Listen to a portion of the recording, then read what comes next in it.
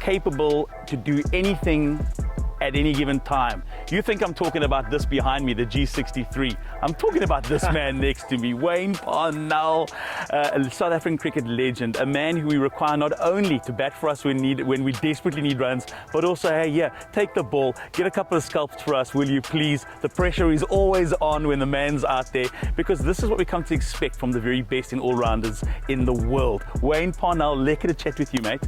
And also, by the way, the team DJ. Whenever they want beats in the team, he's the man to supply the beats.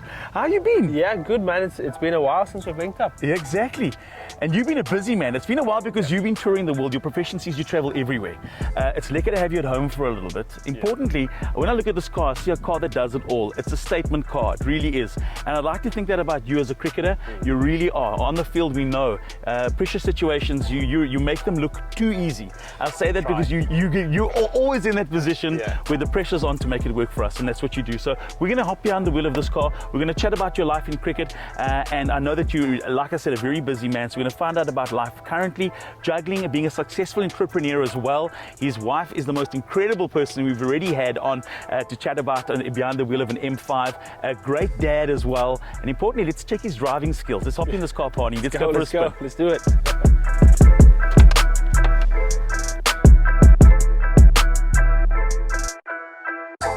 Okay, let's start at the very beginning. Parney, where did you grow up? Where was school for you? So, Port Elizabeth. I grew up in the northern suburbs of Boyson Park. Went to Boyson Park Primary, and then obviously, you know, cricket and soccer, probably things that I really enjoyed. Actually, every single sport I played at, you know, primary school at the Offord. Even tried my hand at volleyball. And then I was fortunate enough to obviously get a scholarship to Grey High School in PE, and from there things kind of snowballed and took off. And I think obviously being really grateful to have that education and foundation there, which obviously took me into, firstly getting picked for the Warriors back then, and then obviously played for the Proteas. So it's been a very long journey, but it feels like it's flown by. Oh, you know what? Having said that, you're absolutely spot on, because as long as I can remember the Proteas setup, your name's been there, and it seems. I look back and I look at you now, and you still seem so young. You know what I mean? Yeah, it's funny actually, because obviously not having been in the team for a couple of years, being overseas with the whole Colpack thing, and then coming back again, it just kind of feels like I haven't been away really.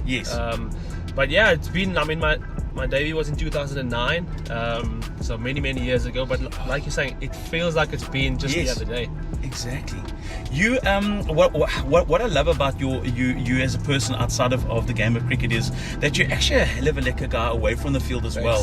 You know, you enjoy just relaxing. Family time's important, friendship's important, and balance. Balance is like the key word, I guess, that a lot of people don't have in their lives, and you've managed to find balance. Does it come easy? Is it something that, I mean, I guess you always have to work at it, but you make it look really easy, that balance? I mean, it's a constant struggle, I guess. Being a professional athlete, and the lifestyle. So people think it's an awesome lifestyle. Yes, I mean, I've seen some of the most amazing places around the world. I've played some of the best stadiums in front of the best crowds. But the kind of tour lifestyle is basically one of hotel, stadium for training, play a match, fly to the next city, then do the same thing. Cut paste. For many years I was conditioned to do that, and I mean, I must give a lot of credit to Aisha for changing my mindset. Where I actually went out to explore a lot more in the last couple of years, whereas previously it was kind of just in the hotel and just chilling around there. So that was kind of where it started, and it kind of snowballed from there, where it was just more about trying to find different things to do, trying to keep myself occupied. And then trying, that's how the balance kind of came about. But it's a constant thing, because as soon as I go away on tour and I come back, I'm basically in that Wayne Parnell tour mode. It takes a while. It takes a while to then come back in and be a family guy, be a husband, be a father, be helpful around the house. So it is a constant thing, and it's nice because I like to always challenge myself. and coming back from tour and stuff, and have to adapt and become a normal citizen again. Yeah, you're spot on. Sorry. And you've got such a dynamic relationship. You both are such positive human beings. I mean, having spent time with both of you, chatting to like this to both of you, and getting a sense of your how you feed off one another. It's such a great partnership that you guys have. So congratulations on that. Yeah, thanks. And you've got an amazing family. Yeah. So, and I think that's the cool thing is though, obviously just having someone else to kind of balance you, because. Yes. I think that's the nice thing is that all the things that I lack, yeah. she really pushes me to explore those avenues, and I'd like to think that I do the same. Yeah. I do probably push some of the wrong buttons at times. We all do. That happens. I'm not very helpful around the house. It's me. I am trying to be better. You know what I mean? So it's just one of those things, and I guess I'm really lucky that I have a partner that's quite understanding. Yes.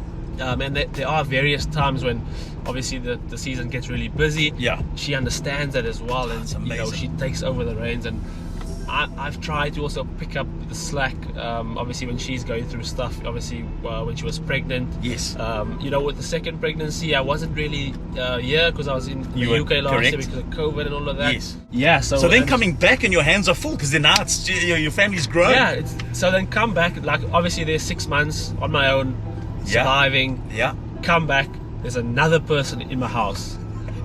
Obviously great, but then you kind of remember Yes. it's lack of sleep and changing diapers and all of that, but you just try and go through it, and you just try and make it work. You have to just make it work. It's kind of like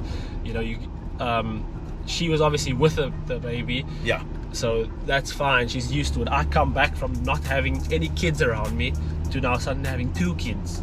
And then I have to just kind of balance it, but it's just cool. I really embraced it. What's happening with these seeds are hugging me, and they're moving. Move around, they move when you corner. It's so cool. It's weird, eh?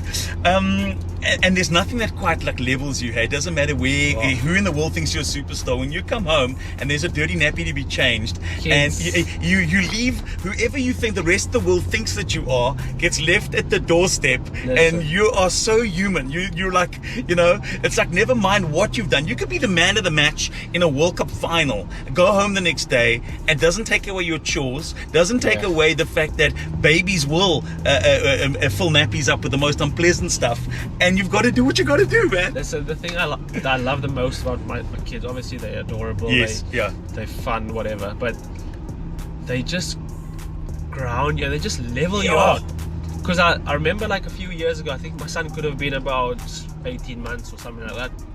We were in Dubai with a PSL, and we lost the game. It was a really tight game, and I was quite disappointed. Yeah. Got back and then see this big mop of hair at the door. They're like, Dada. Oh man. And my sadness and this kind of moment that I was having just disappeared. And I just realized you know what? Yeah, we lost. Cool. But look at this. This person here doesn't care whether I got a duck, whether I got smashed everywhere, whether I got 100, like you say. And I think that's the beauty of it. Is that maybe when they're older, they'll start understanding and be like, oh, Daddy, you were rubbish there. But never. For now, I'm just enjoying that, that they just bring you down to a certain level, which is really awesome.